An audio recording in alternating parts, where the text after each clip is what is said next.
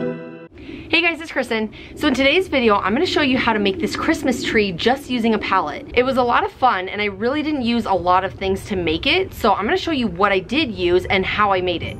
For this project, you will need a palette, a circular saw, a drill with a screw bit and a drill bit. You also need a hammer, some exterior wood screws and interior wood screws. You will also need some newspaper, dark green paint, and a paintbrush, Christmas lights, some tacks, and a red bow. To start this project, you will need to draw 2 lines in the shape of a triangle. You can either just use a ruler or a chalk box like we're doing, but you just want to start at the top and center of your palette and then bring the line to the bottom corners.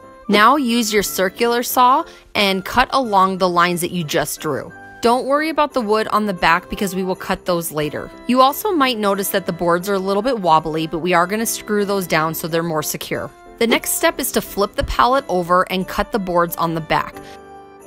The main part of your Christmas tree is complete and you'll want to pull that apart so all you're left with is the 2 end pieces, which we will be using later. Now start using your exterior wood screws to drill in 2 screws into each board. This will make it a lot more stable so that the boards won't move around anymore. Now we're going to take one of those corner pieces that was left over after you cut your Christmas tree and you pretty much want to strip it down to the post. So get rid of all the boards on the front and the back of that center post. You're going to want to measure out 4 9-inch pieces of wood and then cut those with your circular saw.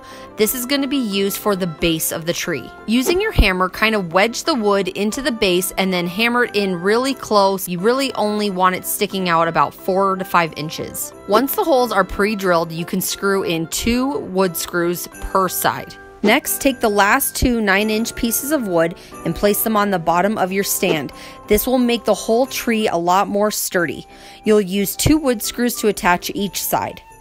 Now comes the fun part where you get to paint and decorate the tree. You'll want to lie down some newspaper and then using some dark green exterior paint on a pretty thick coat to the front of your tree. I also recommend that you buy a new paintbrush from Home Depot or something, and a really cheap one, because this wood is extremely rough and it will destroy your paintbrush. Once you're done painting the front, you may notice that you can see some of the slats in the back. So you can either just leave it like that if you like that look, or you can go in and paint the center post and the pieces of wood on the back. Just make sure that you also get the sides and the tops of each of the slats of wood. The next thing to do is to string your lights. So what I'm doing is starting at the top and I'm kind of crisscrossing, going back and forth along. So I'm not wrapping it around. I'm just going down one piece of wood, across, and then down, kind of making a zigzag as I go all the way down. As long as you pull it snug and you get it caught on the corner, they won't move or fall off.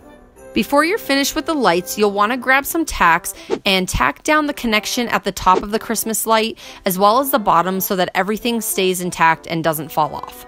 And that's pretty much it. You can leave your tree bare like this if you want, or what I did is I took a red bow and just tied it to the light string at the top of my tree just to give it a little pop of color.